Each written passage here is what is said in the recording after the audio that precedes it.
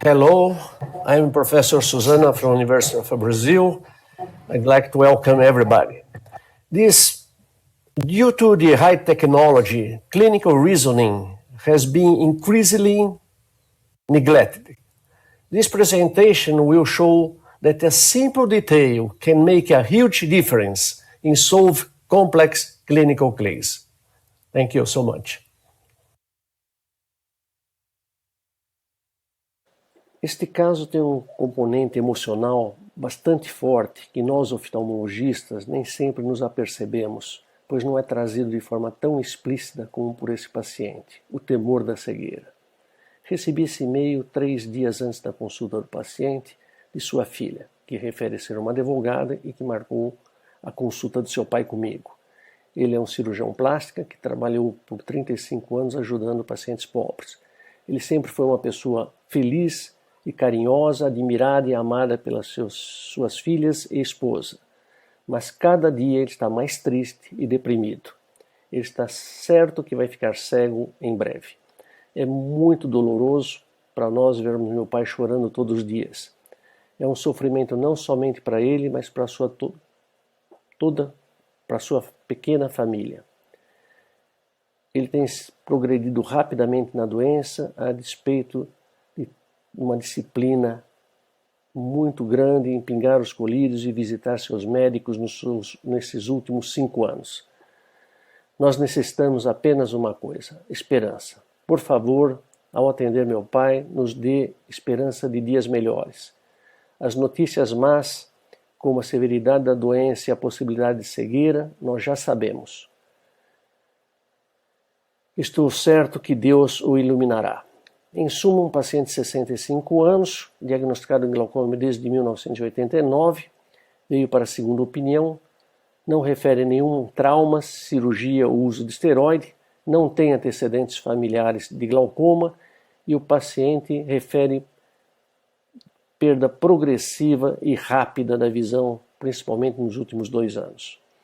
Cuidado visual de 20/60 no direito, 20/25 no olho esquerdo, apresentava uma opacidade nuclear de 1 para 2 cruzes em ambos os olhos, sem outras anormalidades, paquimetria de 520 micra no olho direito, 501 micra no olho esquerdo. Nervóticos bastante escavados em ambos os olhos, mais no olho direito, como pode-se ver nas fotos.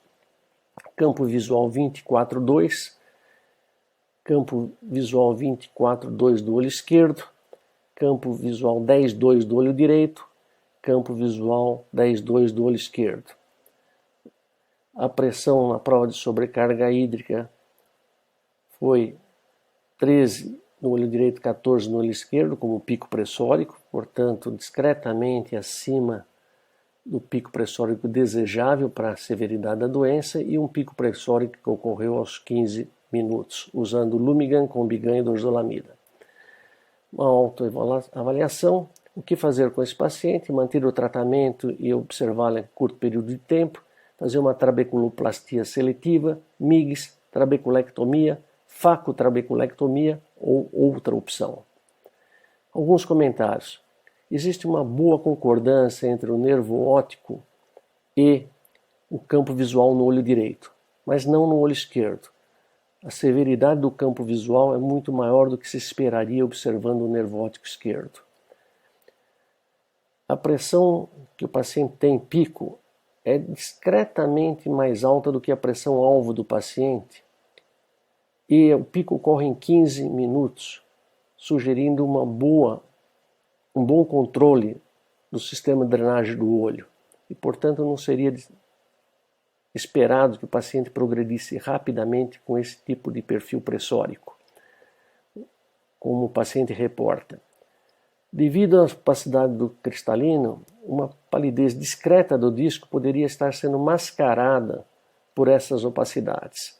E o que vai nos dar a dica é o campo visual.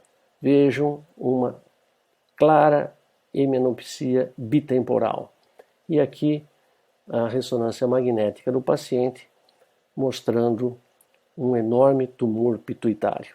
Esse paciente foi operado, recuperou parte do campo visual do olho esquerdo, mas seguramente não ficará mais cego dos 2 olhos e muito menos morrerá por um tumor não diagnosticado. Concluindo, não observação ou se subestimar detalhes quando observados pelo oftalmologista, pelo especialista, faz uma enorme diferença no manuseio dos casos clínicos. Muito obrigado.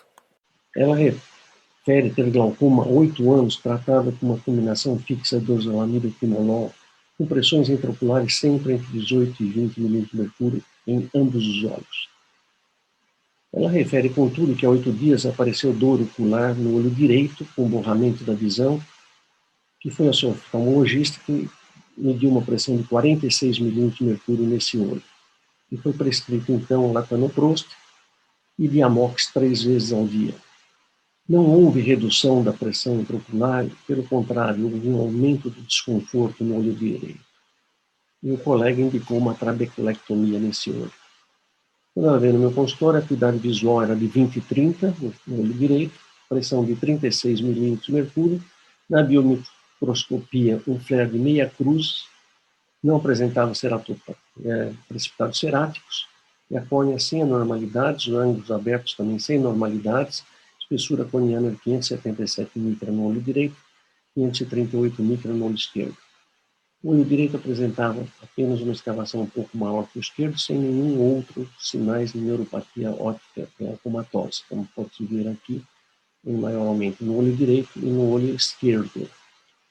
Campo visual, um possível defeito inferior, mas que teria que ser comprovado em outros exames. E o OCT, a camada de fibras nervosas peripapilar, normal, bem como o GCL-PL dentro da normalidade.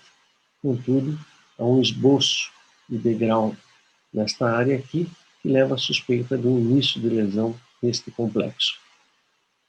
Com uma autoavaliação, o que se fazer nesse paciente? Fazer uma trabeculoplastia laser, MIGS, micropulso, trabeculectomia, como foi indicado pelo colega anterior, colocação de implante de tubo longo, ou outro procedimento. Então vamos pensar no caso. É um paciente de 71 anos, caucasiano, que tinha um glaucoma bem controlado e que subitamente apareceu uma pressão muito alta no olho direito, com dor ocular e, sobretudo, piorou com o uso de prostaglandina. Havia um flare de meia cruz, sem precipitados ceráticos, sem pseudosfoliação e sem dispersão pigmentar. A primeira hipótese é uma trabeculite, que poderia ser uma pós-mechilosma ou uma uveíte herpética. O pós-mechilosma ocorre geralmente com uma idade mais jovem, entre 30 a 50 anos. Perguntada, a paciente refere que tinha herpes genital, e o diagnóstico, então, ficou com uma ceratoveíte herpética com trabeculite, e foi tratado de acordo com Maxidex, valaciclovir, manteve-se a combinação fixa dorzolamida timolol, acrescentou-se a brimonidina e manteve-se o diamox. Suspendeu-se o latanoprost. 4 dias após, a pressão estava 14 nesse olho, mas surgiu uma ceratopatia herpética e 4 precipitados grosseiros na face posterior da córnea, como vocês podem ver nesse slide. 41 dias após, o quadro estava estável, com o paciente usando somente a combinação fixa e a brimonidina. Contudo, 31 dias após, houve uma recorrência do episódio de dor e borramento de visão com pressão de 42, quadro muito semelhante ao que a paciente já tinha apresentado anteriormente. E o mesmo tratamento foi feito. 14 dias após, o quadro estava estabilizado, com pressão de 22 mm de mercúrio nesse olho. O diamox, o maxidex e a brimonidina foram descontinuados, mas o valociclovir foi mantido uma vez ao dia. 56 dias após, a pressão estava normalizada, sem inflamação ocular, sem ceratite herpética, mantendo-se somente a combinação fixa timolol e dorzolamida e o valaciclovir, uma vez ao dia. Essa foi a última vez que a paciente apareceu no consultório. Então, o diagnóstico foi de uma trabeculite causada por herpes, que é bastante característica, Ela ocorre entre 28 e 45 pacientes com ceratogeniite herpética, é tipicamente unilateral e agudo. A trabeculite é uma inflamação do trabeculato, similar aos quadros de pós-nichilosma, contudo, como foi dito, o pós-nichilosma em pacientes mais jovens, e sem, obviamente, ceratite herpética. O tratamento desses casos é difícil, dado o caráter explosivo da doença e as suas recorrências. É importante se manter o antiviral profilaticamente por longo prazo. Vejam que esse trabalho, esse paciente se encaixa perfeitamente nas palavras de Schopenhauer. A tarefa não é só ver o que os outros não viram, mas pensar aquilo que ninguém pensou antes, mesmo tendo visto. Muito obrigado.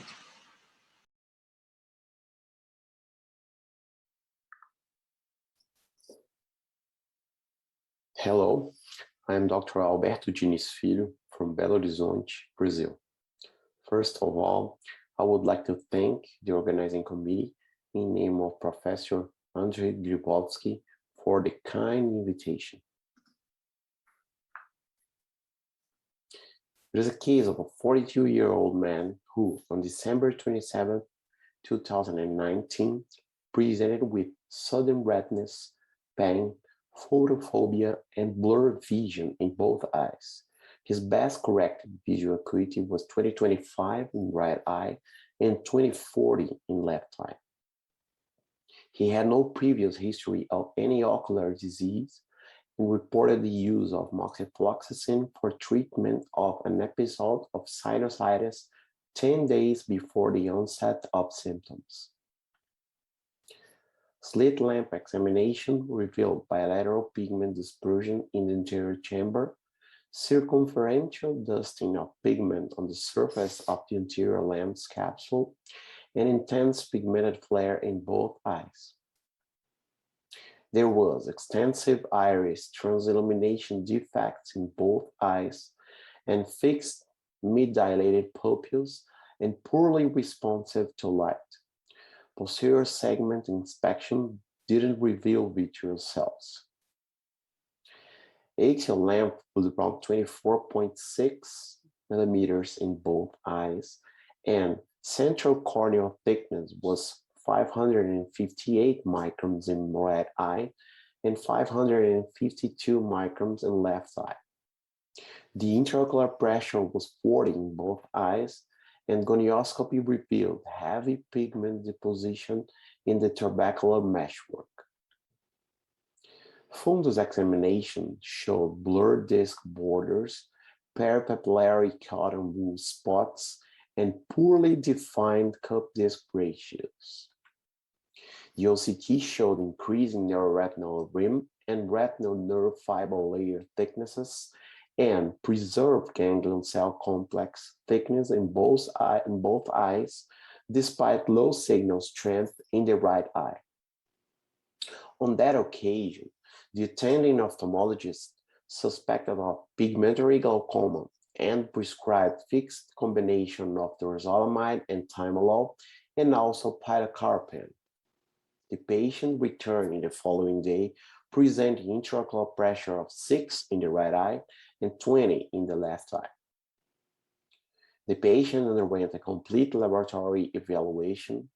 The EGM antibodies were negative, and IgG antibodies were highly positive for toxoplasmosis and herpes virosis, what made the attending ophthalmologist suspect of a viral iridocyclitis.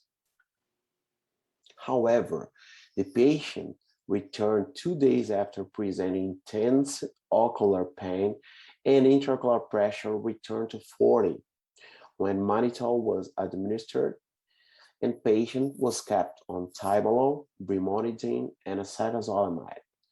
Pilocarpine was replaced by latanoprost.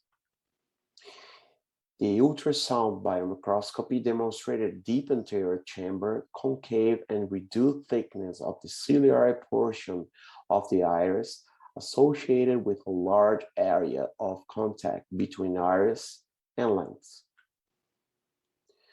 24-2 visual fields showed extensive involvement, especially of the upper hemifield in both eyes, already threatening the central vision as demonstrated in the 10-2.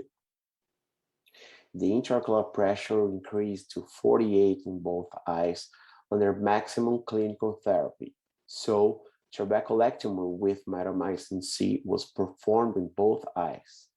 After the surgeries, he developed cataract in both eyes, and his best correct visual acuity was 20/80 in right eye and 20/40 in left eye. Intraocular pressure was 9 in right eye and 10 in left eye. The patient underwent phakial emulsification and after surgeries presented best corrected visual acuity of 20/25 in the right eye and 20/30 in the left eye. Intraocular pressure was still controlled, 12 in the right eye and 8 in the left eye without medication. It's interesting to observe during follow-up the pallor of the optic disc with increased cup discoloration and a retinal ring thinning in both eyes, but especially in the right eye. These are the 24-2 during the follow-up period, showing relatively stable visual fields. The loss evidenced in the OCT of the peripapillary retinal neurofiber layer is similar to the findings documented in eyes with acute primary angle closure, in which an early edematous phase occurs first, followed by a relevant progressive thinning later. The damage in the macular ganglion cell complex is also observed in the OCT. And it's interesting that 10-2 showed reasonable topographic correlation with the ganglion cell complex thinning in the right eye and also in the left eye. So, what is the diagnosis of a patient with a bilateral acute onset of depigmentation of the iris, high intraocular pressure, intense pigmented flare, and pigment dispersion in the anterior chamber with no vitreous cells, preceded by an upper airway infection and followed by oral intake of moxifloxacin, presenting also extensive transillumination of the iris. Here is the answer. Bilateral acute iris transillumination, or BAIT, is a relatively newly described syndrome, often misdiagnosed as acute hydrocyclitis. The first cases date back only to 2004, and a total of 79 cases have been published to date, mainly in Europe, especially in Turkey and Belgium.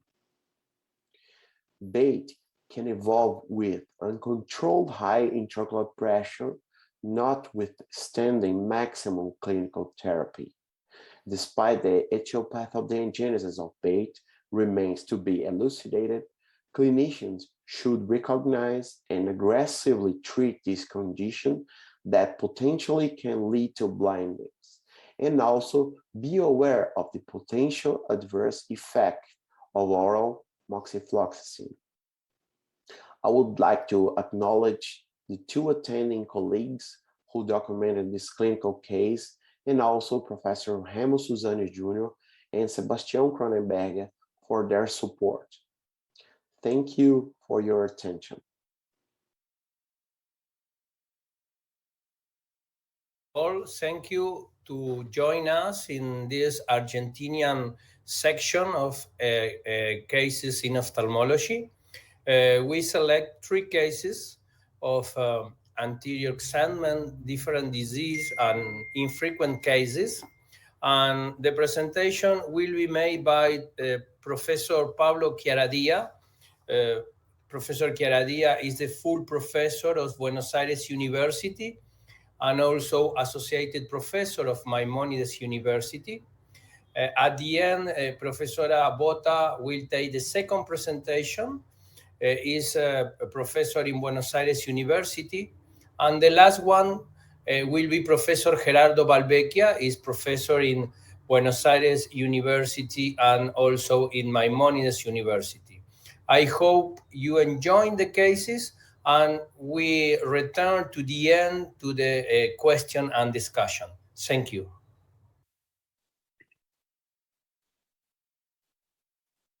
Hi, everyone. This is Pablo Chiaradia. I am the full professor at Buenos Aires University, and also I am the chairman of Hospital de Clínicas. For me, it's a great honor to be here, and I have not any financial disclosure. Well, let's start. I'd like to share with you an interesting case.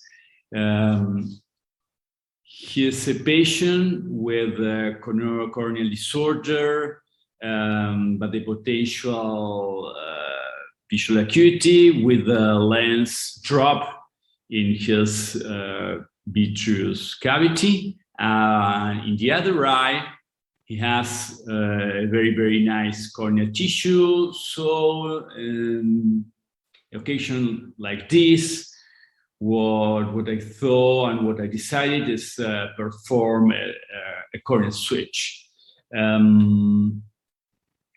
So a corneal switch, it means take the nice corneal tissue out and put in the eye with no light perception, and the health corneal tissue put in the health eye.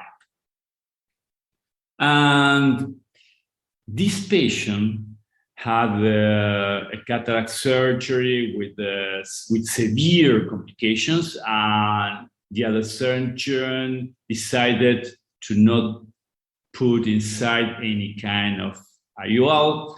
So what I decided is to put the IOL in scleral fixation with the Yamane technique.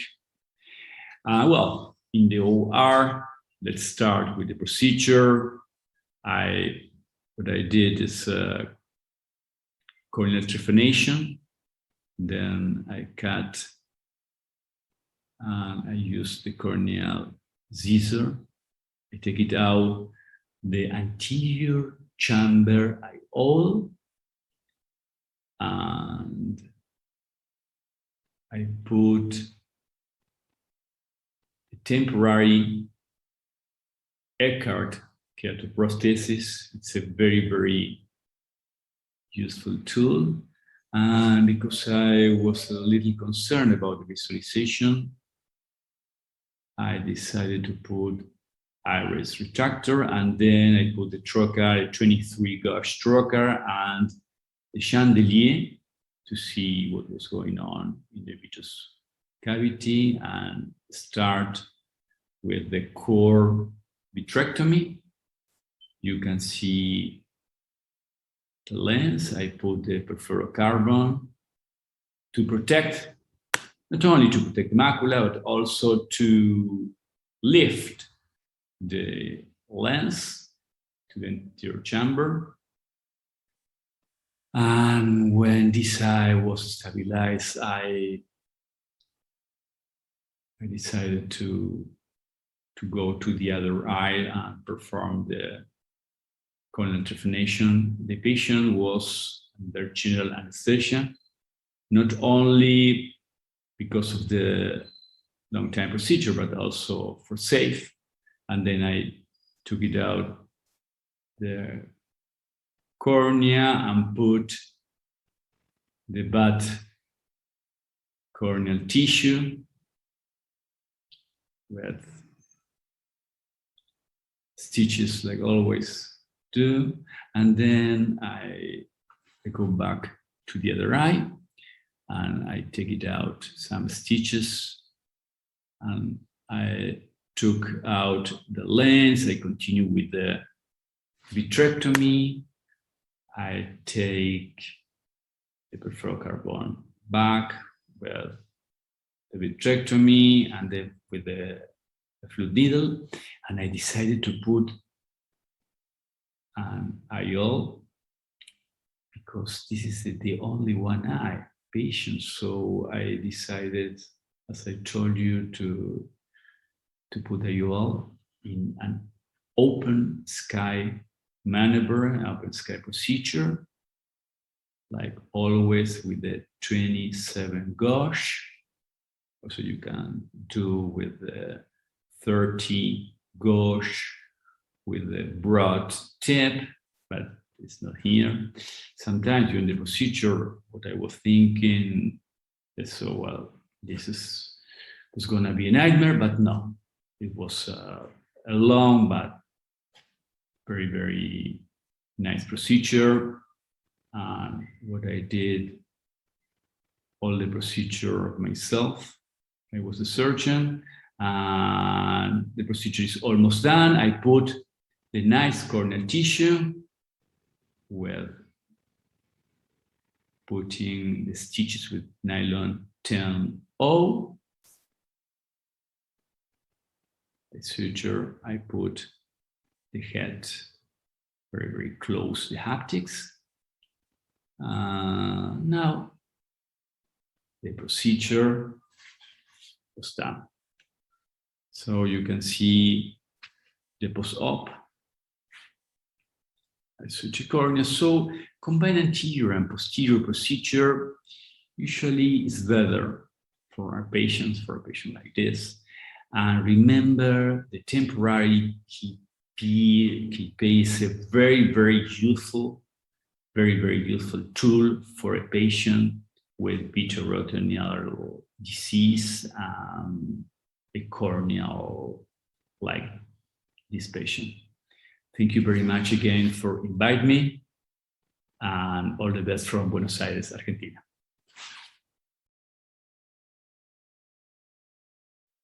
Hello everyone, I'm Dr. Josefina Bota from Buenos Aires, Argentina. I would like to thank the organizers of the conference for the opportunity to present the following case. This case is about a 52-year-old female patient who came to our consultation in November of 2014.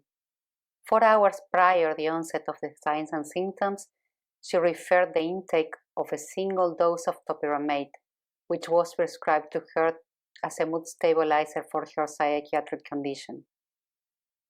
She presented bilateral acute pain and red eye, and the intraocular pressure was 35 in both eyes.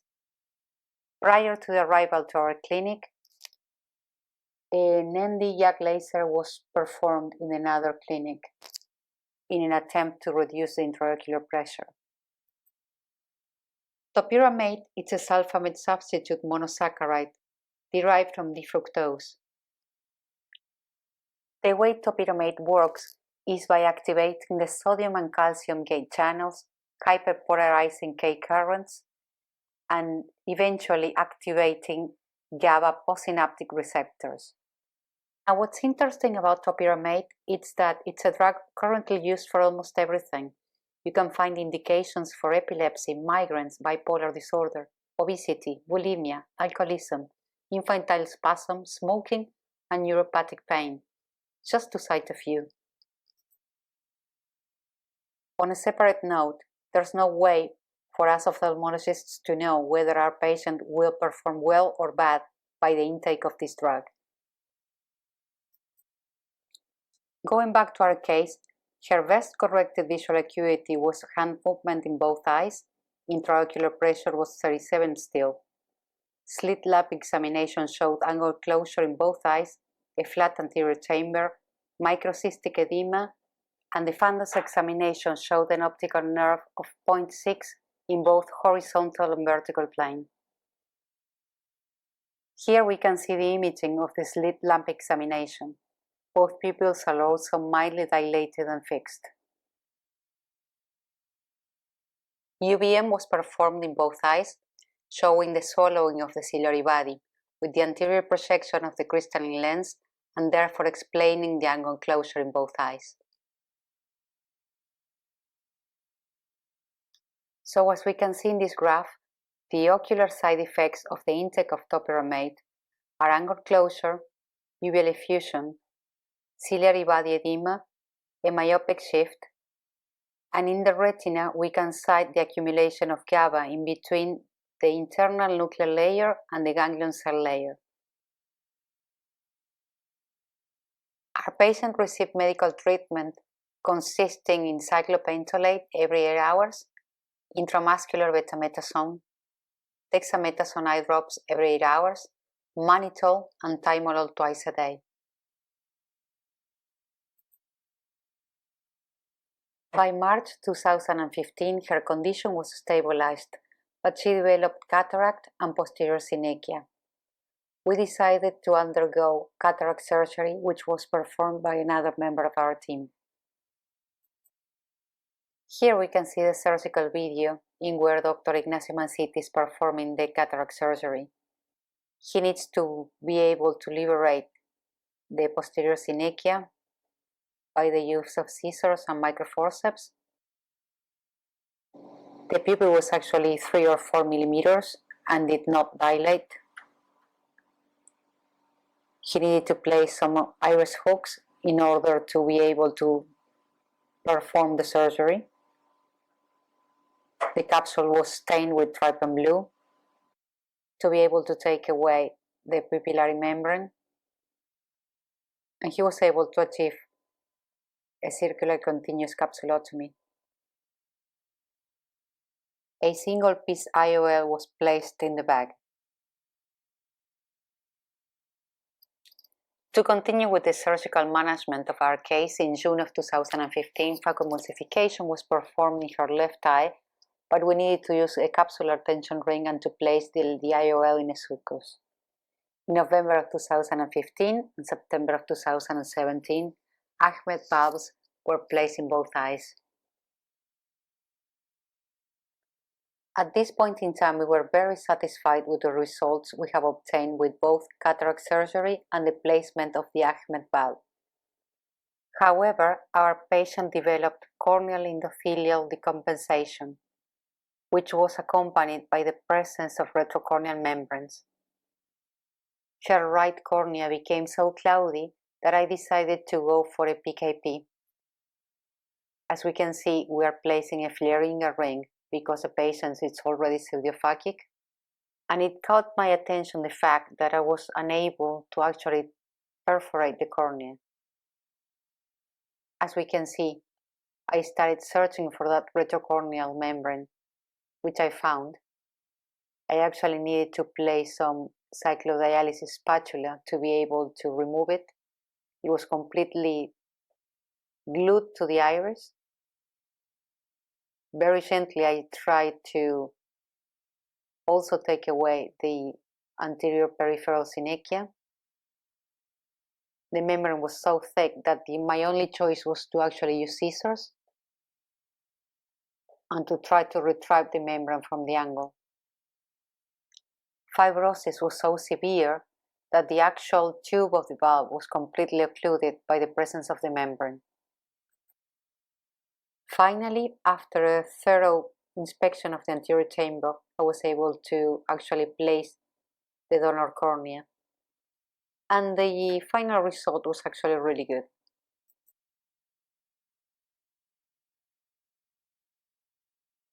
Here we can see the image of the slit lamp examination in her right eye. Her best corrected visual acuity with this eye, it's fortunately 20/70. B-mode ultrasound showed applied retinas in both eyes, but unfortunately her left eye did not do so well. In December 2017, I performed a DMEC. In June 2018, I had to perform a PKP, and by August of 2019, the cornea was already decompensating. By 2020, we were faced with the challenges of coronavirus. So the patient is still waiting for the surgery on her left eye. Now let's analyze the image of her UVM in her left eye. We can see the retrocorneal membranes present in 360 degrees. I came across these two articles which talk about the growth of fibrovascular membranes derived from the endothelial cells. They propose a mechanism of pro-inflammatory cytokines and the presence of alpha tumor necrosis factor as the two substances which trigger the onset of the growth of fibrovascular membranes. Authors propose the hypothesis that by fighting these pro-inflammatory substances within the anterior chamber, we could be able to avoid the formation of retrocorneal membranes. Thank you very much for your attention.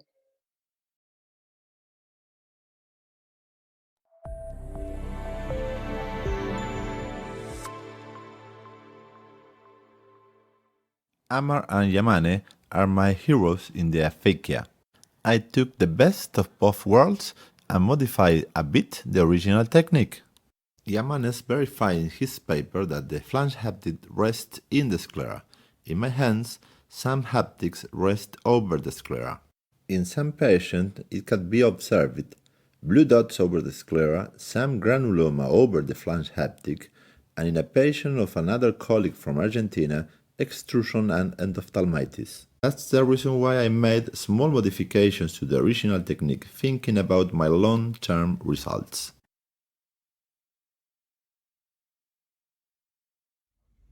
Today I want to show you a case with a subluxated IOL and complex and how I try to fix it. In this patient I decided to make a modified Yamane technique. This patient had a cataract surgery 14 years ago and all the complex is luxated. We cauterize the zone, we open the conjunctival first. I use a square diamond presetting in 400 microns. This is the same blade that I use in the corneal rings. I strongly recommend prepare everything before opening the eye. In this case I use a 25 gauge Bilance and the 30G thin wall needles. I marked 2 mm from limbus and I made the first incision perpendicular to the limbus in the sclera. Now we are ready to make the pocket, the scleral pocket with the 25 gauge Bilance. We repeat the maneuvers at the opposite side and we construct the second scleral pocket. All these maneuvers I make with the eye closed. Now we put 3 valve trocars, in this case 25 gauge. And usually I make only 2 incisions. My diamond knife is 2.4 millimeters, but I try to enlarge a little incision, 2.7, it's okay. And now the most entertaining part of the surgery begins. The previous was only preparations for this time. I try to luxate the complex to anterior chamber with a spatula and a microforceps. Well, I can put it all in the anterior chamber, and now I cut the IOL with the scissors, but I don't cut the lens completely. I leave a hinge that will help me to extract it.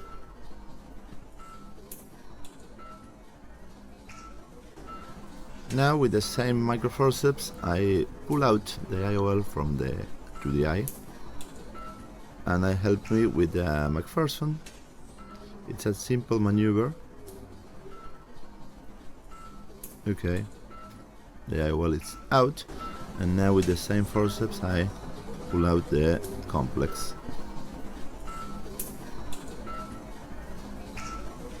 Perfect. Now I make a wide anterior vitrectomy in the place where the lens is going to be placed. With the 3D system it's easy for the anterior segment surgeons to see everything in the fundus. I'm not a retinal surgeon, but I learned to make a complete vitrectomy in these cases. And this is a little change in my technique, because in my first patients I placed the needles at the beginning of the surgery. Now I place them just before inserting the IOL. I go to the triangle vertex, I rotate clockwise 30 degrees the needle, and I make the scleral tunnel. And now it's all prepared to insert the IOL. If that's possible, when the IOL was into the cartridge, I insert the first haptic. It's easy. Slowly, slowly, the IOL unfolds into the eye. Okay, and with the microforceps 23G, I push the haptic into the needle lumen, just for security in my case. Okay, now we insert the second haptic into the needle lumen. The only secret is to construct the main incision at 90 degrees from the incision of the scleral pockets. It's easy to put inside. We exteriorize the haptics one at a time.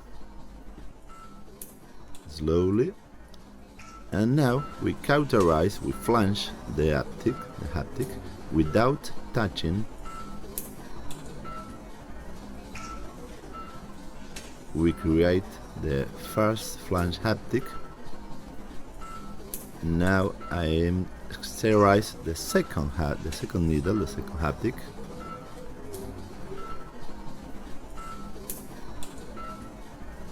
And cauterize. Okay, it's a little long out of the eye, but it's okay. Without touching.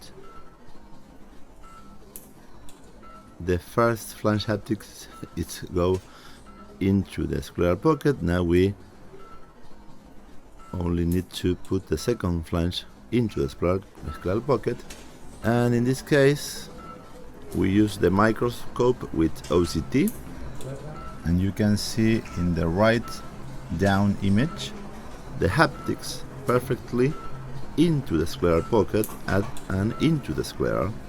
Probably it's impossible for the haptics to externalize, and my follow-up is 4 years with excellent results. And now, with the same microscope, we can see the tilt of the IOL. It's okay as well. The technique is my choice, actually, to resolve the aphakia. We close the conjunctival with absorbable sutures. I hope that you enjoyed the surgery. Thank you for your attention. See you soon in Phaco Extrema.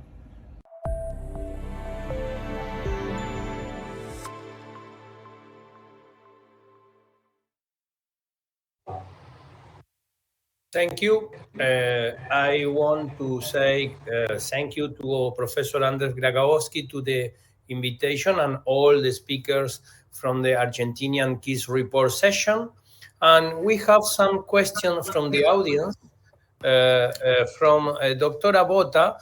And the question is, did you consider to remove the IOL while doing PKP or DMAK? Maybe it will help in stopping retrocorneal membrane formation in this case. Professor Bota, your answer? I don't think it would be the way that I would, conduct this case. Because the problem in here with topiramate is that you have the ocular surface and the thematic ocular membranes are all open. So it doesn't matter really what you do inside the eye. The problem is it will remain open after the intake of the topiramate.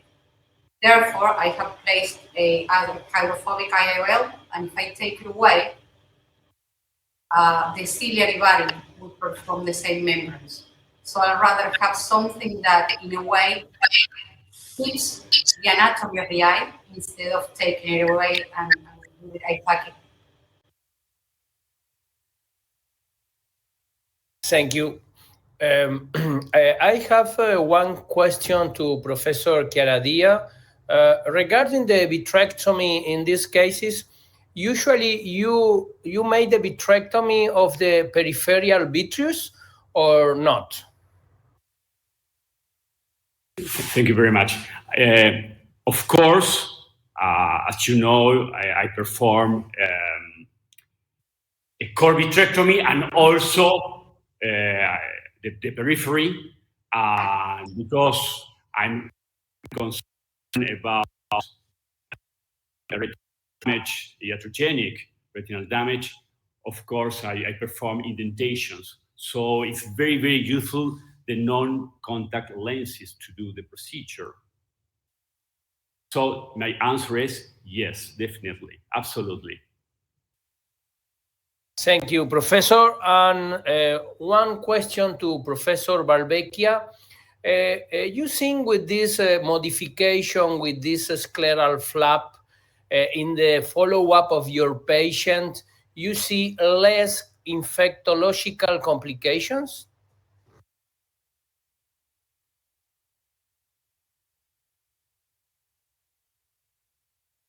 With the old technique and with my modification, but my follow-up is 4 years, and it's a safe surgery.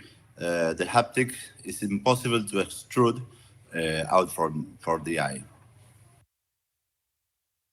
Okay, thank you. And it's the end of the session. First of all, thank you to Professor Andrzej Grzybowski. It's an honor to us to participate in this international meeting. And thank you to all the speakers from Argentina to the excellent presentation. And of course, to all the people join us. Thank you. But let me add that this is not the end of the session.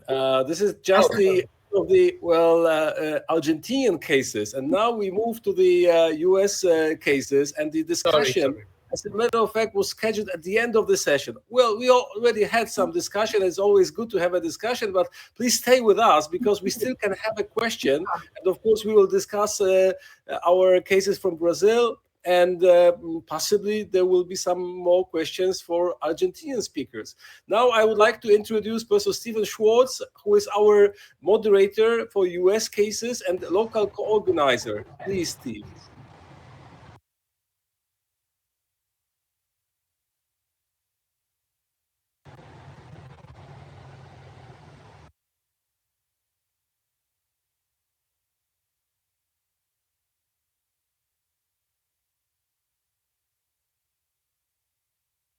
I cannot hear you.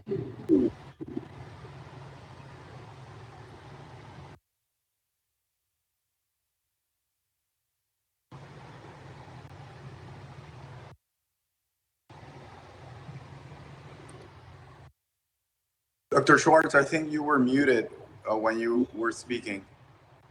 Yeah, could you please repeat? We cannot hear you. Not yet.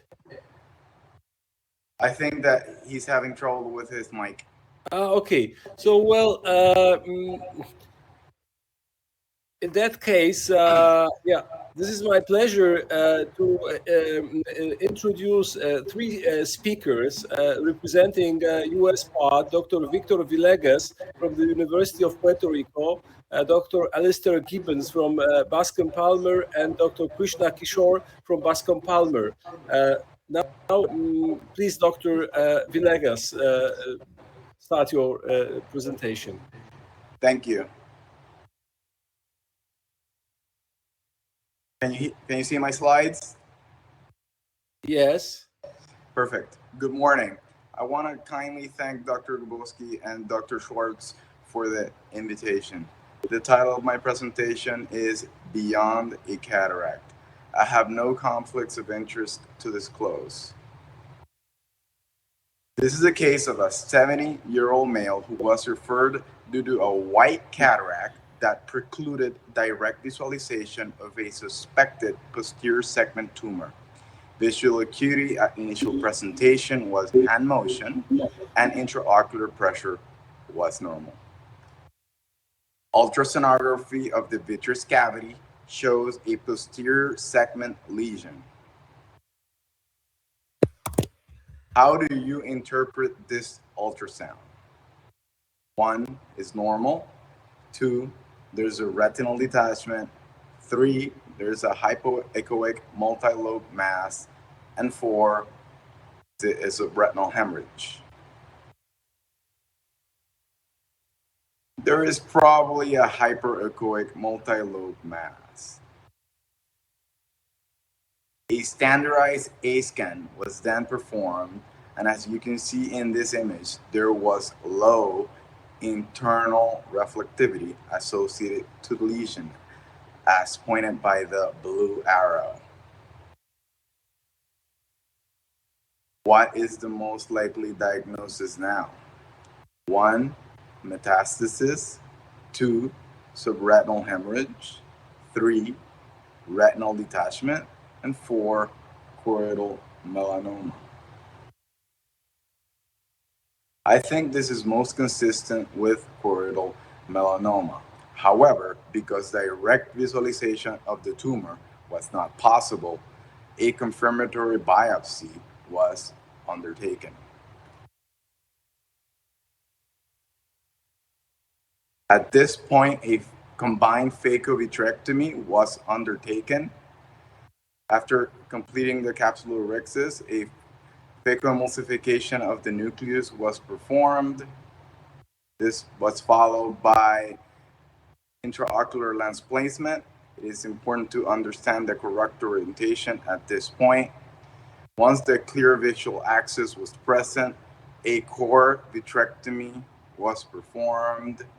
Intraocular pressure was then raised to about 80 millimeters of mercury, and a multi-pass fine needle aspiration biopsy was performed. Increasing the intraocular pressure decreases the chances of having subretinal hemorrhage during this part.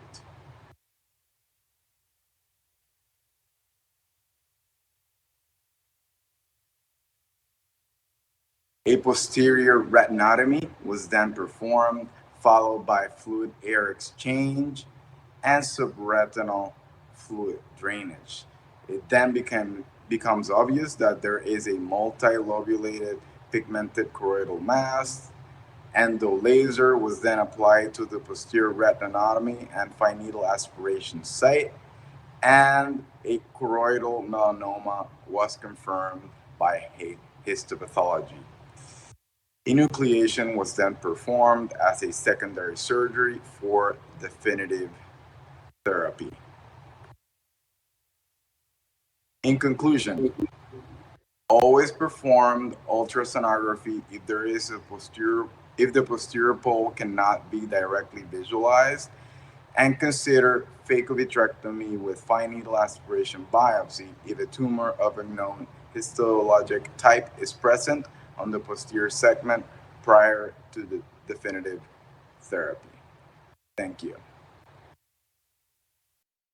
That was terrific. Thank you. Our next speaker from the U.S. is Dr. Alistair Gibbons, my colleague at Bascom Palmer. Hello, everyone. Thank you for inviting me to this wonderful conference. I have entitled the name of my presentation, Double Trouble. I'm Alistair Gibbons from the Bascom Palmer Eye Institute in Florida.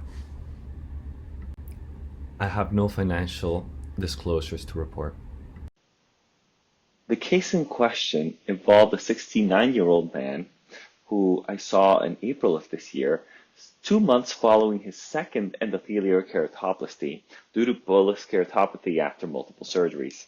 His main complaint was that his vision never got better after either of the endothelial keratoplasties. Let's review his relevant past ocular history. The right eye was a very complicated eye, who in the past had 2 treatments with SLT many years prior.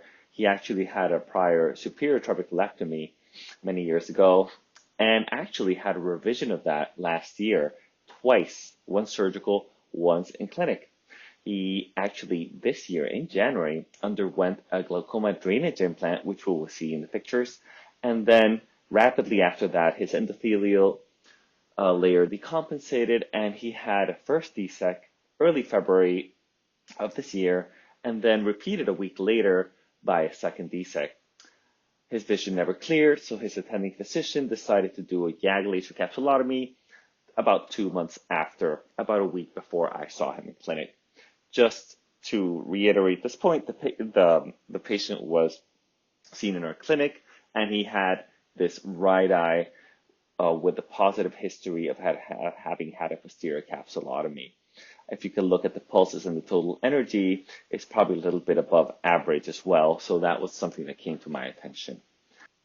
On initial presentation, his examination revealed a vision of count fingers in the right eye, and fortunately 20/20 on the left eye. There was a possible APD, which was seen by the ophthalmic technician, but I saw the patient already dilated. I was not able to confirm this.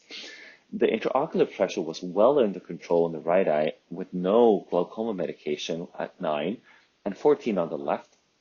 Pachymetries were 649 on the right and 550 on the left, which would be expected if somebody had a DSEK in the one eye. And the optic nerve, I did not have a view of the fundus, as we'll see in our next picture. And the left eye had a cup nerve with inferior thinning and a 0.8 excavation. As we presented in our title slide, this is the picture of the patient's both eyes at presentation. Left eye is somewhat normal, if pseudophakic. Let's focus our attention on the right eye. We can see from the outside and the glaucoma drainage implant, and inferior to this, there is a ripcord suture. The cornea on the outside aspect, you can see 2 monofilament sutures that appear to be quite tight. There is some indentation in the corneal curvature. There's a successful DSEK graft on the center, very nice clear in center, and there's this opacity which is behind the IOL in this case. So as we can see now, using our slit beam, we can tell that this opacity membrane is behind the IOL. So based on the history of this patient having had a capsulotomy after the referring surgeon, we had to make the assumption that this was very likely DSEK graft behind the IOL.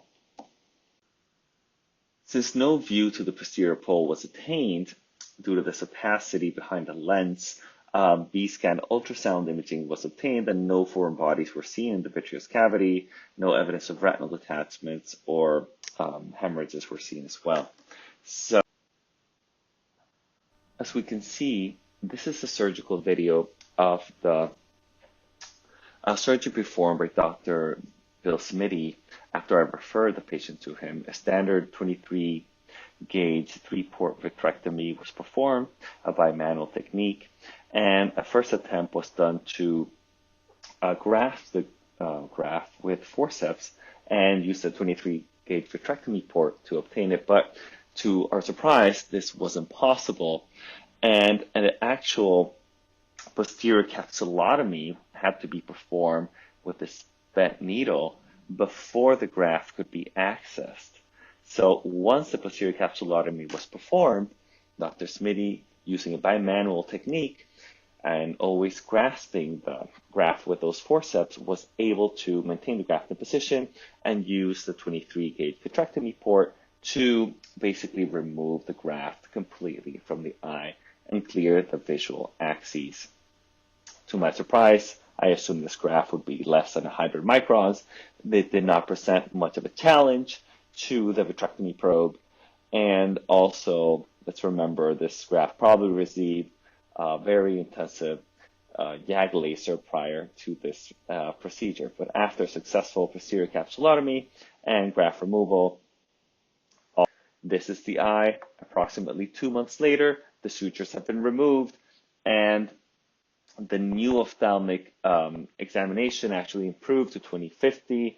The pupils were normal. The intraocular pressure was 10, which was very close to 9 on no drugs. Pachymetry was still thick, but again, it has that extra 100 or so microns from that second successful DSEK graft, and the optic nerve was quite cupped which makes sense and explains probably his loss of visual acuity. There were no other issues explaining this, history of amblyopia or alterations on the OCT. The take-home point here is that a posterior dislocation of the DSEC graft is rare, but a well-reported event. This usually occurs into the vitreous cavity in the context of aphakia, aniridia, zonular issues, or prior vitrectomies. In the bag, dislocation of DSEC graft is a rare event that actually has not been reported yet in the literature. Surgical repair is possible, but of course, in this case or any similar case would require the help of a vitreoretinal surgeon. Removing the graft has the potential to damage, in this case, IOL stability, so care must be taken in creating a posterior capsulotomy. And to my surprise, a 23-gauge vitrector can be used to safely remove the graft without the need to enlarge the sclerotomy. These are my references. And I do have to acknowledge the wonderful help of Dr. William Smitty, without whom this patient's outcome would not have been as great. Also, very many thanks to the photography department at the Bascom Palmer Eye Institute of Naples. I did have the opportunity to write a revision of posterior segment complications after endothelial keratoplasty last year before I had the opportunity to see this case. So I welcome anybody to read up on all these complications. And thank you again for inviting me. So as the final postoperative diagnosis, a retained Decimase stripping automated endothelial keratoplasty graft in between the IOL and the posterior capsule was made.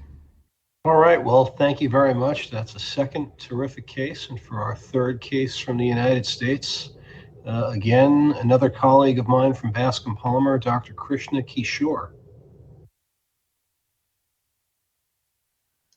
Hello, my name is Krishna Kishore. First of all, I'd like to thank Dr. Stephen Schwartz and the Foundation for supporting the development of ophthalmology, and the University of Warmia and Mazury for inviting me to speak with regards to case studies in ophthalmology. So my first slide, of course, is the title is Progressive Myopia or Juvenile Opening Glaucoma, and I'm faculty at Bascom Palmer Eye Institute. Disclosures none. History and exam. This was a 4-year-old male who was initially referred for glaucoma evaluation for increased cup to disc for both eyes. Family history none for glaucoma. Past medical history, uncomplicated delivery. Manifest refraction of the right eye shows -2 sphere, plus 1.5 cylinder on axis 76, and in the left eye minus 2.50 sphere. Intraocular pressures and the highest eye pressure will be discussed later. The pachymetry 545, 544, right eye, left eye respectively, normal, essentially normal. Examination, going to have examination unable in 2010. Slit lamp examination, no striating in the cornea, no transillumination defects, no serious focal material. Dilated fundoscopic examination shows a cup to disc of 0.7 and 0.8, otherwise unremarkable. Visual field unable. And these are fundus optic disc photos. On the top is the right eye, and the bottom is the left eye. And obviously, there's some increased cupping, but there are intact rims in both eyes. And this is 2010. And again, attention was drawn to the upper left portion of the optic discs, and to the right shows optic disc photos which were taken in 2020 at age 15.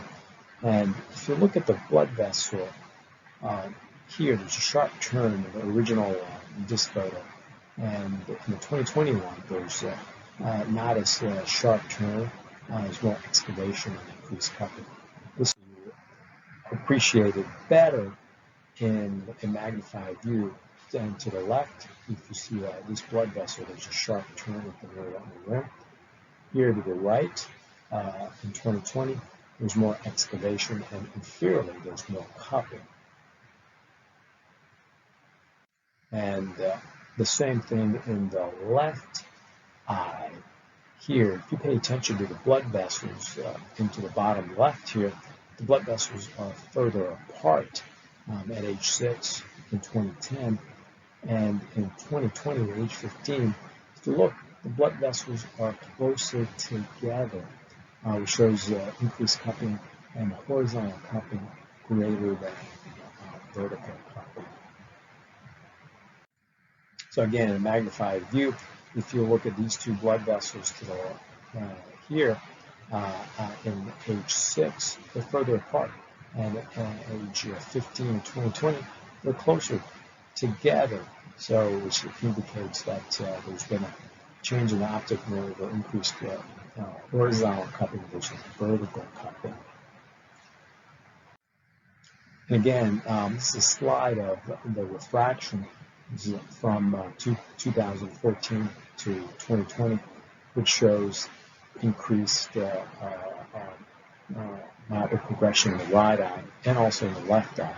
And in 2020, the cupping or the refraction was a minus 5.5 plus 2 cylinder at axis 75, and in the left eye minus 8.25 sphere plus 1.75 cylinder at axis 70.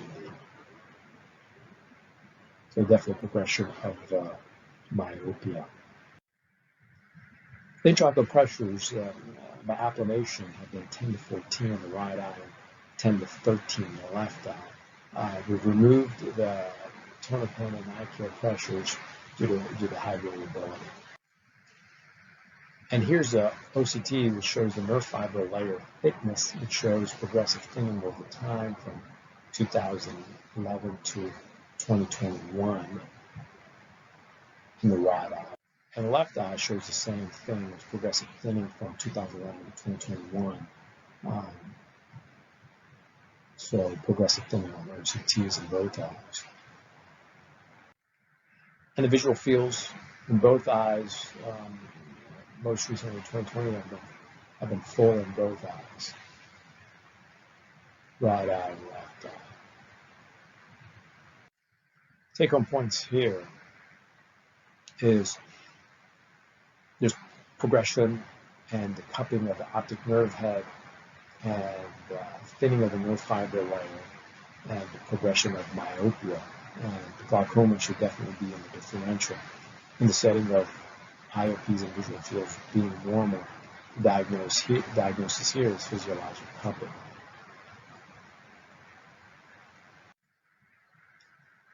Thanks to Dr. Stephen Schwartz and the Foundation for Supporting the Development of Ophthalmology in the University of Warmia and Mazury. Thanks for this opportunity to speak, and hopefully in the future we can have in-person meetings again. Thank you. Take care.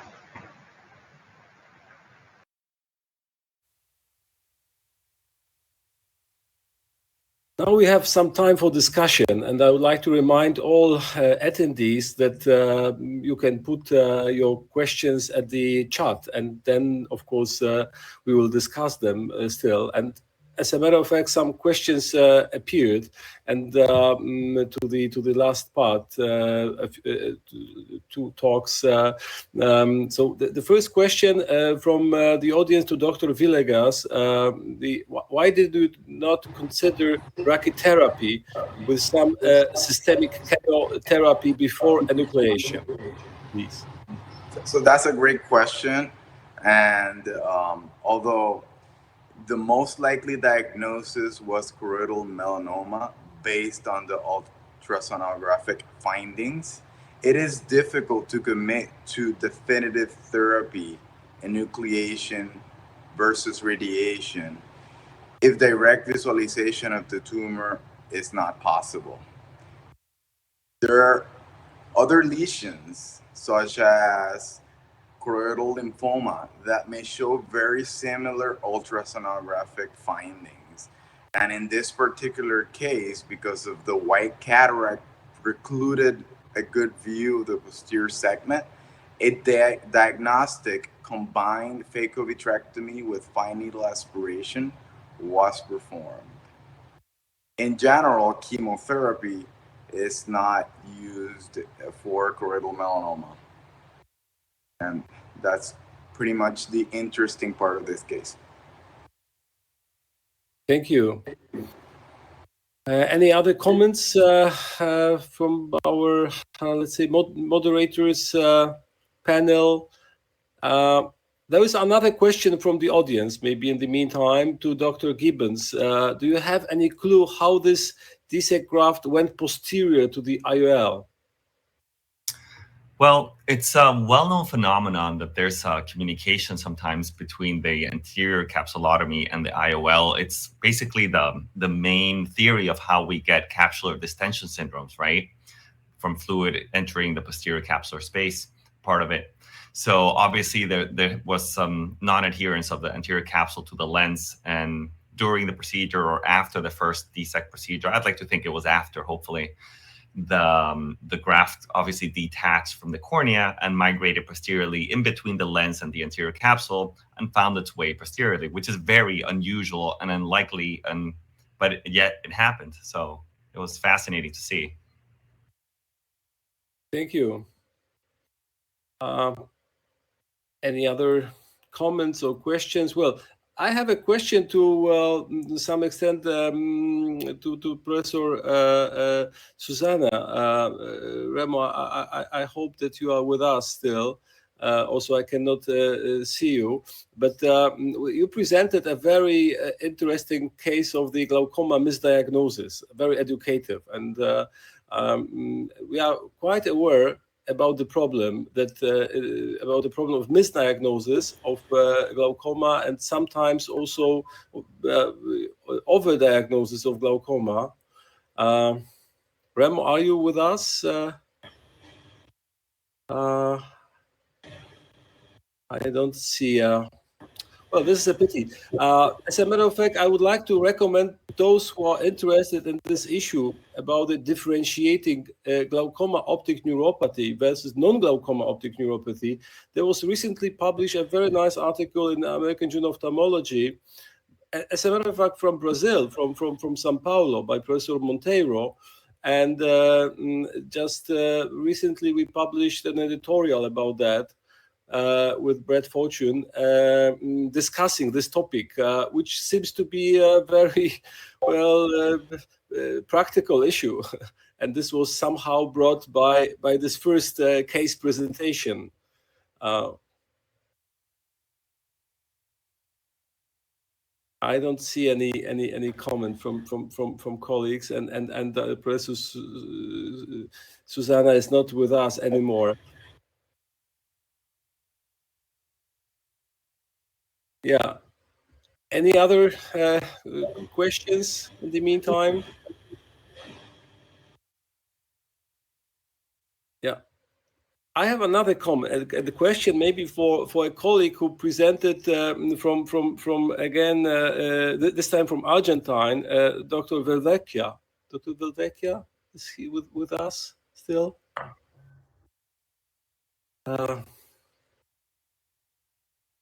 Not unfortunately. I always ask myself if this well, to some extent quite complicated surgery is worthy its time. I mean, as we all know, there are some simple or simpler alternatives. Well, and this is the question for the role of anterior chamber IOLs and iris claw IOLs instead of what is the advantage of scleral fixation techniques, especially when we have they are pretty demanding in terms of learning curve and in terms of time. We need to spare on the and the time needed we take from the operation theater. So, Pablo, would you like? In my personal opinion, it's a very, very easy procedure, the Jamanet technique. Of course, all we know is there are so many alternatives. But Jamanet techniques really you have not to see if, for example, with other techniques, it's a very, very common complication. And again, from my personal experience with residents and fellows, it's a very, very easy surgical procedure. But there are so many other possibilities. Yeah, unfortunately, the speaker. Yeah, May I comment as well? Please, yeah. May I answer your question as well? Yeah, please. Okay, so like Dr. Chiaradia said, there are so many ways to resolve aphakia once, you know, we manage anterior terminal lenses or iris fixated lenses, etc. But and although, like you said, the learning curve is somehow different, it's not too complicated to actually, you know, become a somehow expert in the Yamane technique. The centration and tilt, it's a lot better by performing Yamane. And in a way, we always like to get away from the endothelial cells and get, you know, and correct the aphakia as far from the endothelial cells as we can. So that's the reason, the main reason why we always try to perform Yamane instead of, you know, settling for anterior chamber or iris fixated IOs. Thank you. I would like to remind the audience that we'll have the voting part for the best paper of the conference at the end of the meeting. So please stay with us and please vote. I do not see any more questions. And well, if there are no other comments from our panel, speakers and moderators, maybe there are. Are there any comments you would like to share at the end of this session? Not really, I see. So I would like to thank our moderators and co-organizers for bringing our colleagues from your centers or from your cities or countries and other speakers to be with us today. It is a great pleasure to have all your talks. And finally, thank you very much for your educative impact. We appreciate it very much.